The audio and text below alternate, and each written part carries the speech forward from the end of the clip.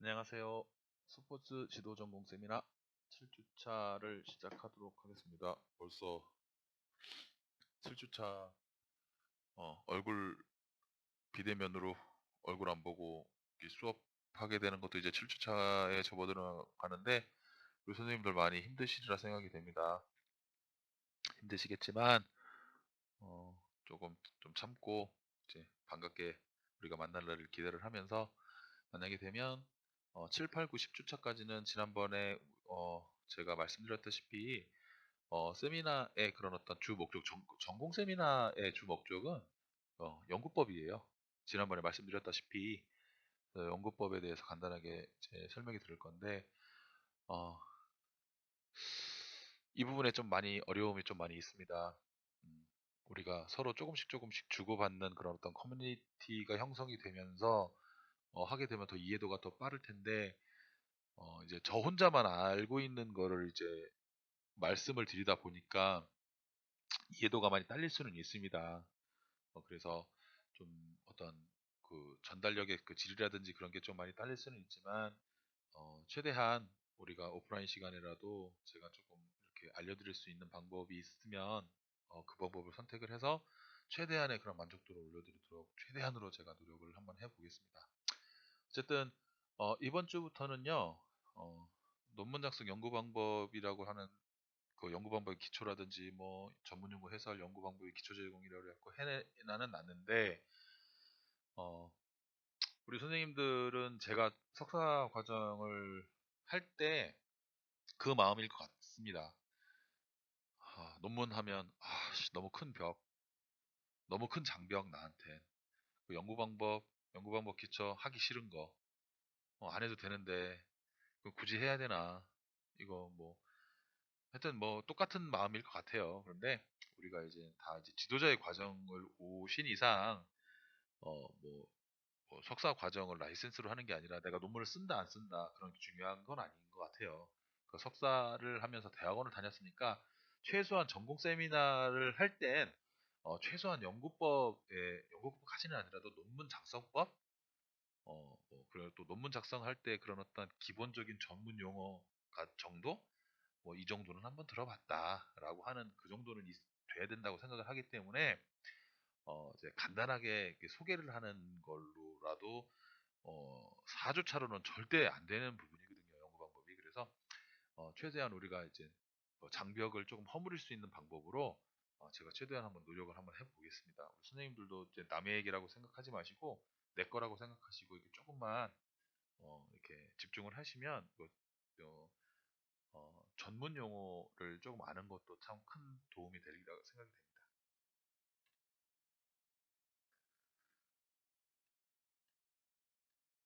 자, 연구의 개념 및 정의.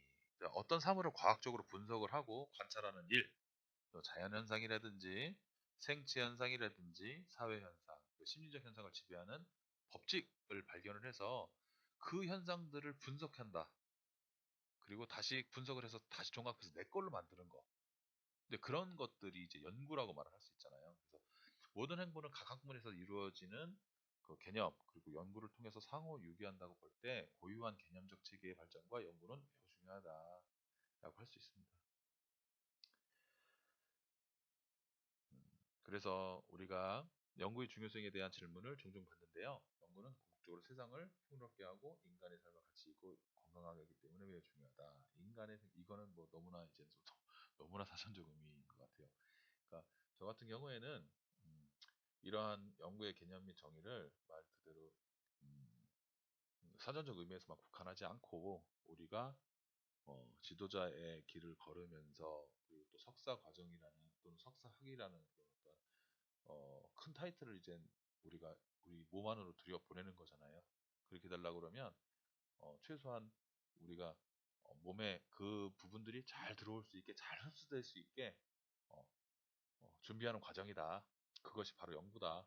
또는 그 연구의 그 과정의 그런 최소한의 그런 기본적인 단어들을 습득해서 우리의 그런 어떤 대화라든지 그런 부분에 대해서 퀄리티를 높이는 거, 이 정도만 갖고 와도 큰 성과다라고 할 수 있을 것 같습니다.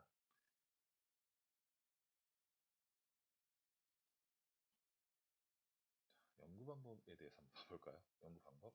그러니까 연구 방법은요, 뭐 어려운 게 아닙니다. 연구 방법 쉽게 말씀을 드릴까요? 그러니까 연구 방법. 음, 우리 선생님들 다 이게 태권도 조금 해보셨죠? 뭐로 할까요? 골프로 할까요? 골프? 한번 해볼게요. 골프. 어떤 사람은 골프 스윙을 할 때, 음, 뭐, 백핸드를 한다. 그럼 어디까지 올려라. 또 어떤 사람은 백핸드를 한다. 어디까지 올리면 안 된다. 아니면 어떤 사람은 뭐 편한 대로 해라. 아니면 좀 오버해라. 아니면 올라가는 것보다 덜 해라. 엄청나게 많은 그런 어떤 방법들이 있잖아요. 그런 방법들을 내 거로 만드는 과정이 연구 방법이라고 생각하시면 됩니다. 들어보시면 그렇죠. 방법론. 그러니까 우리가 말을 할 때 A, B, C, D, E로 말을 하는 사람이 있는데 A, B, C, D, E를 말하기 위해서 F 먼저 깐 다음에 A, B, C, D, E를 말하는 사람이 있고 근데 마지막에 전달력이 어떤 게 더 좋다, 어떤 게 더 나쁘다라고 하는 건 이제 결과론인 거예요.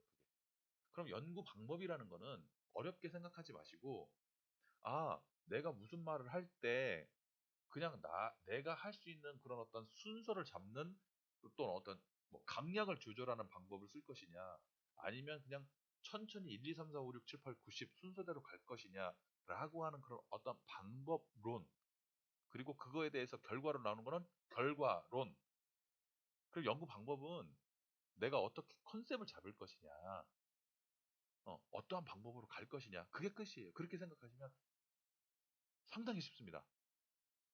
여기 나오죠. 어떻게 연구할 것인가? 그러면 어이씨 어떻게 연구할 것인가? 뭐 이렇게 피 뽑아야 돼? 아니면 화학물질을 첨가를 해야 돼? 거기다 데이터 수치를 뽑아야 돼? 이런 어떠한 연구 우리 아톰을 만든 강 박사 뭐 84 태권부를 만든 김 박사 그런 사람들이 하는 게 연구 또 누구예요? 아인슈타인이 하는 연구 에디슨이 하는 건 연구 그게 다 연구가 아니라는 거예요. 그러니까 우리나라 사람들은 대부분이 되게 잘못된 문화 중에 하나가 대단한 사람만 대단하게 보는 경우가 있습니다. 절대 그렇지 않아요. 내 거를 갖고 정확하게 말할 수 있는 사람이 대단한 거지. TV에 나오는 사람만 대단하다고 그러고 뭔가를 막 만들어내는 사람이 되게 그러니까 우리나라 사람들이 대부분 나 연구 좀 하려고 이러면 되게 크게 봐요. 그런데 나 공부 좀 하려고 그러면 그래 나 공부하나 보다. 연구하다 보면 뭐 잘하는 척하네. 되게 큰 장벽으로 보고 있는 건 사실입니다. 근데 그거는 대부분이 사람들이 그런 어떤 서열 문화에서 오는 그런 뭐라 그럴까요? 그런 어떤 좀 잘난 척? 니네들이 못하는 그 그런 거? 그걸 만들기 위한 게 아닌가 저는 그렇게 생각을 합니다. 다 쓸데없는 거라 말씀을 드리면 어, 어떠한 입장에서 볼 것인가에 대한 접근 방법 그리고 연구 배경과 현상을 접목하기 위해서는 법 해석적 접근 방법을 기본으로 한다. 그러니까 제가 말씀드린 이게 되게 어렵게 말을 했지만 제가 사전에 말씀드린 내용이 여기에 있는 거예요. 되게 쉽게 말씀을 드렸잖아요. A, B, C, D로 갈 것이냐, 뭐 어떻게 접근을 할 것이냐. 근데 그 얘기를 하고 있는 겁니다. 비교 연구, 그러니까 크로스 체킹이라고 들어보셨죠? 그 비교 연구도 병행을 하는데 크로스 체킹이라고 말을 해요. 비교 연구. 그죠? 근데 그 안에는 규범적, 경험론적, 접근 방법, 체계론적 접근과 생체 뭐 현상, 사례 연구 방법 다 이제 아시는 내용이죠. 공공 선택론적 접근 방법, 다양한 접근 방법이 적용 규범론적 접근 방법, 그리고 경험론적 접근 방법. 그러니까 우리 선생님들은 경험론적 접근 방법하고요, 비교론적 접근 방법이 연구 방법에 되게 많이 쓰여니까 저하고 좀 많이 비슷하실 거예요. 그래서 경험론적 접근 방법하고 비교론적 접근 방법 그리고 혹시나 조금 더 시간이 된다고 하면 체계론적 그리고 또 역사론적 접근 방법을 거기다 가미를 하게 되는 겁니다. 그러니까 어쨌든 너무 어렵게 생각하지 마시고 어, 좀 이론적 배경에 대해서 간단하게 말씀을 드리도록 하겠습니다. 자, 그러니까 연구 방법에는 크게 여러 가지로 나눌 수는 있어요. 여러 가지로 나눌 수는 있는데, 자, 규범론적 접근 방법이 있고 경험론적 접근 방법. 이걸 어떻게 해야 될까요? 6가지로 한번 나눠봤습니다. 자, 규범론적 접근법은 무엇을 어떻게 해야 하느냐, 여기까지만 하면 될 것 같아요.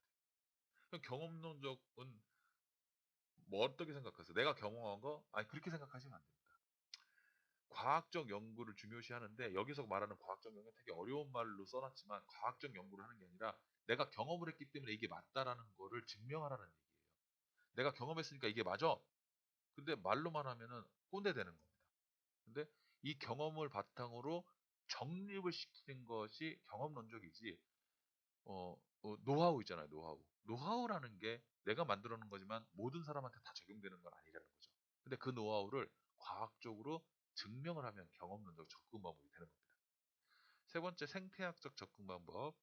그 어떤 환경과의 상호관계에서 그 어떤 환경이 그 어떻게 설명을 해야 될까요? 환경이, 우리가 스포츠니까 그 환경이 스포츠 활동에 미치는 영향 정도가 생태학적 접근 방법이라고 생각하시면 됩니다. 자, 체계론적 접근 방법은 상호 의존적이고 상호 영향을 주고받는 부분들이, 말 그대로 상생의 관계, 체계론적 접근 방법이라고 생각하시면 됩니다. 자, 역설론적 접근 방법. 역설론적 접근 방법은 객관적인 그런 어떤 절차상의 결과론 이렇게 말을 할까요? 말 그대로 역사에 준하해서 접근하는 방법, 이렇게 생각하시면 제일 쉽죠, 이게 사실. 구조 기능론적 접근 방법. 참, 되게 말 그대로 되게 어려운 말이지만, 이게 풀어보면 사회 조직이나 사회 구성체는 그 구조를 형성하고 그러니까 사회 구성체라든지 사회 조직은 그 계보에 의해서 움직여지는 부분들이 많잖아요. 그런 부분에 대해서 접근하는 방법을 구조 기능적 접근 방법이라고 말을 하고 있습니다.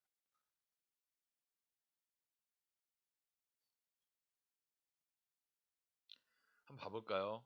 자, 이제 나왔습니다.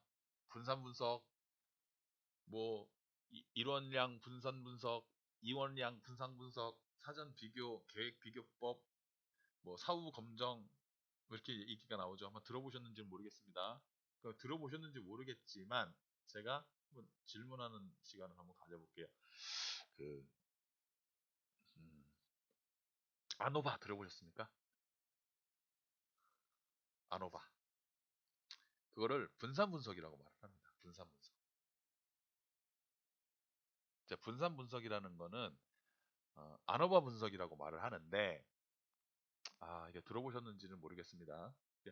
그러니까 어떤 뜻을 갖고 있는가 하면, 평균값을 기초로 해서 여러 집단을 비교를 하고 그런 집단들 간의 차이점이 있는지 가설 검증을 통해서 상관관계를 파악하는 통계 기법, 그것을 아노바라고 말합니다. 그래서 우리 선생님도 기억하실지 모르겠지만 지난 학기에 제가 그 어, 어, 변인 차이를 해서 A하고 B하고 C하고를 놨을 때 A하고 B 관계, A하고 C 관계, B하고 C하고 A, B, C 관계 부분 있잖아요.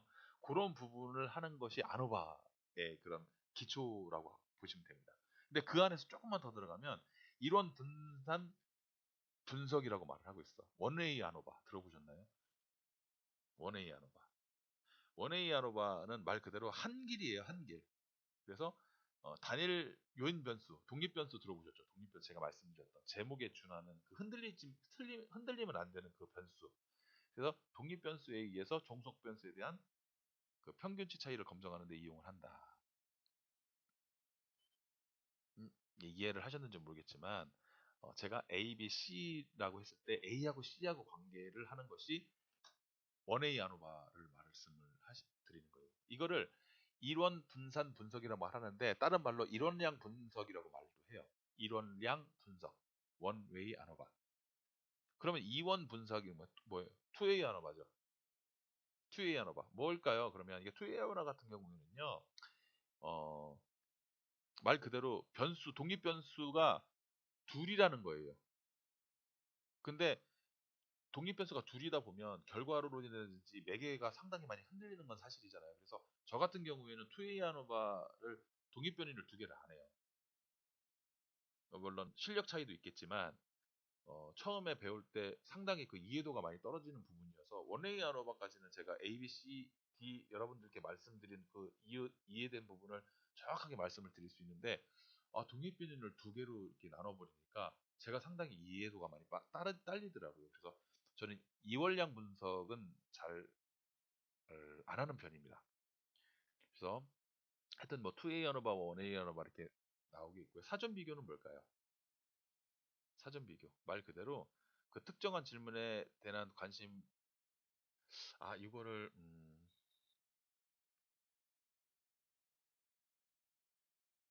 쉽게 말씀드리면 그냥 계획 비교라고 생각하시면 됩니다. 그냥.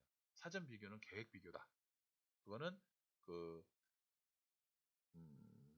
몇 개의 특정한 질문에 해답하는 데만 관심이 있다. 그리고 전반적 검증에는 관심이 없을 때 적용하는 것이 사전 비교법. 이게 무슨 말인가 하면 어, 어, 우리가 논문 제목을 할 때 기억하실지 모르겠습니다. 그 독립변형과 중간에 매개변인이 있는데 그거에 대해서 매개변인 때문에 이제 종속변인의 그런 어떤 결과치가 달라진다고 했을 때 그렇게 하다 보면 우리가 그 아,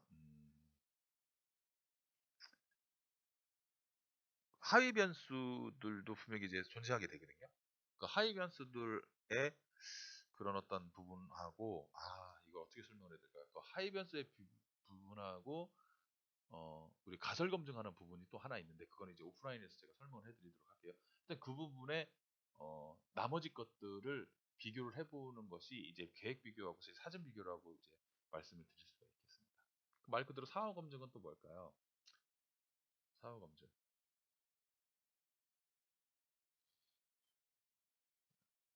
그래서 그 계획표 같은 경우는 연구자가 몇 개의 특정한 질문에 대해서만 관심을 가질 때 적용한 것이었는데, 그죠? 그랬을 때 나머지 것들, 근데 그때는 전반적인 그 검증을 할 것이 아니라 관심이 대상인 집단의 평균치를 개별 비교를 하게 됩니다. 그래서 어, 이거를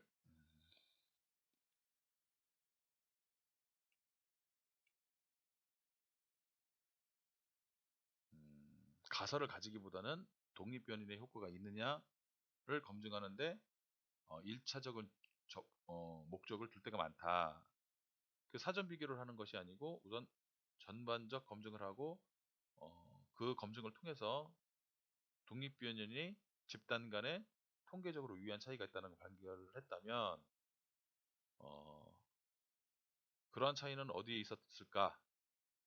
왜 그런 차이가 있었을까? 그 질문을 하게 돼서 그 부분에 대해서 어떤 검증을 하는 것이 이제 사후 검증이라고 하는 겁니다. 한 번 더 연구의 그런 어떤 틀을 더 넓히게 된다고 표현을 해야 될까요? 어떤 그런 부분입니다. 이 부분에 대해서도 우리가 오프라인 시간에 전달을 해드리도록 하겠습니다. 빈도 분석 나왔네요. 들어보셨나요? 빈도 분석? 빈도 분석이란 조사 연구를 포함한 일반적인 분석에서 흔히 사용된다. 그러니까 조사 연구를 포함한 일반적인 분석. 그래서 어, 단순한데 손쉽게 분포의 특성을 파악할 수 있다는 장점이기 때문에 매우 유용하게 사용된다. 한번 말해보세요. 빈도 분석은 어느 경우에 사용하는가? 말씀드렸다시피 표본 특성을 알아보게 사용을 하는데 50명의 표본을 대상으로 가장 좋아하는 가수가 누구인지 대해 알아보고 싶다. 그랬을 때 빈도 분석용의 표본의 특성이 어떤지 또 이들이 가장 좋아하는 가수가 누구인지 알아볼 수 있다. 뭐 예를 들면 50명의 표본을 대상으로 표본의 연령별 어떤가 뭐 가장 좋아하는 것은 누구인가 그런 가수가 왜 좋은가 하여튼 뭐 기타 등등 하는 부분 있잖아요. 그런 부분을 다 이제 빈도 분석인데 뭐 나쁘게 말해서 이 빈도 분석을 할 때 또 원웨이 아노바 기법으로 또 이렇게 통계를 돌리게 되는데 이 빈도 분석을 할 때 단점은 하나 있습니다. 그게 무엇이냐? 퀴즈는 아닌데 단점은 하나는 페이지가 많이 안 나온다는 거.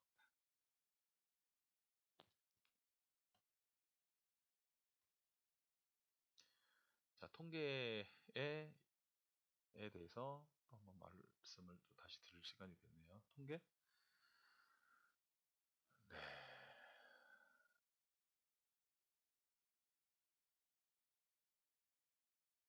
자, 다른 학문들을 연구 결과를 뒷받침하는 보조 순전 인식에 대한 통계의 역사를 살펴보고 통계가 다른 학문의 발전에 어떻게 공헌을 했고 자연과학의 위상을 높여줄 철학적 근거를 얼마나 제공했는지 이제 알아보기 위해서 이제 통계의 그런 어떤 연구 방법에 대해서 이렇게 말씀을 드리는 겁니다. 건데,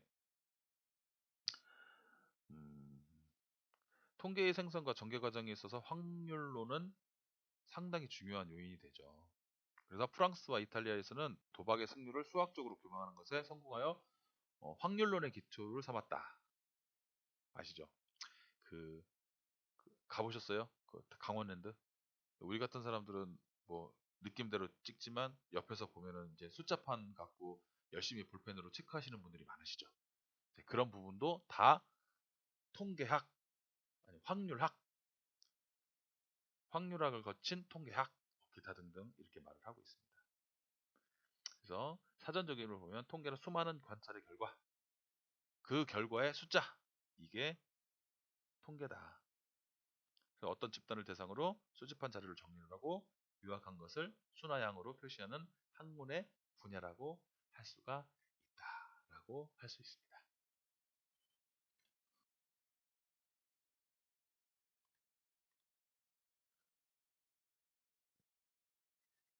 자, 통계학의 종류 한번 볼까요? 기술 통계학이 있고 추론 통계학이 있다. 중요한데요. 기술 통계학은 자료의 특성을 그림이나 도표, 그 수치로 적절하게 요약을 해서 자료를 의사결정한 정보로 바꾸는 그런 활용하는 통계가 이제 기술 통계학이라고 말을 하고 있고요. 추론 통계학은 뭘까요? 그냥 추론하는 거예요. 맞아요. 출, 어, 그 가설을 통계량으로 검사를 한다. 검정. 가설. 이거를 하면, 그러니까 예를 들어서 뭐 누구누구는 목소리가 어떻다. 그 목소리가 어떤 사람들은 뚱뚱할 것이다. 아니면 그 사람은 어떻게 생각했을 것이다. 하는 그런 어떤 가설을 해서 그걸 통계량으로 검증하는데 사용하는 통계가 이제 추론 통계학이라고 이해하시면 상당히 조금 쉽을 것 같습니다. 그러니까 다가가기가 좀 편하실 것 같습니다.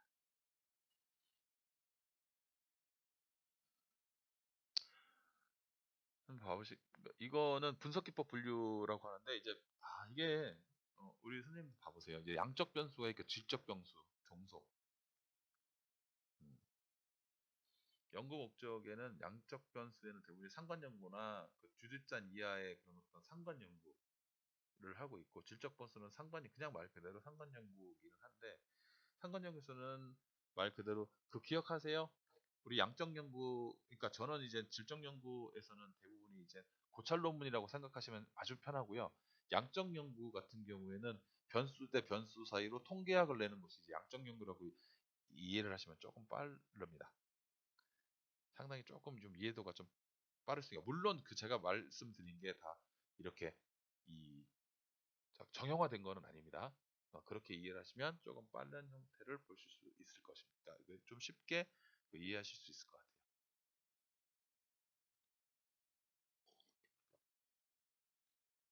자, 사실 오늘 단어의 정리만 간단하게 말씀드렸는데 정신 없으시죠?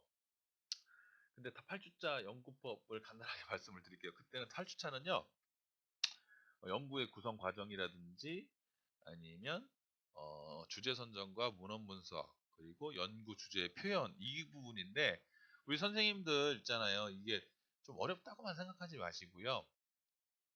아니 뭐 진짜 쉽다 이거는 그냥 글짓기 하는 거다라고 생각하셔서 이건 뭐 내가 양적 연구를 하겠다, 질적 연구를 하겠다, 그리고 또 이 부분에서 통계를 하겠다, 아니면 문헌 고찰을 하겠다 이렇게 해갖고 정하라는 말씀은 아니에요.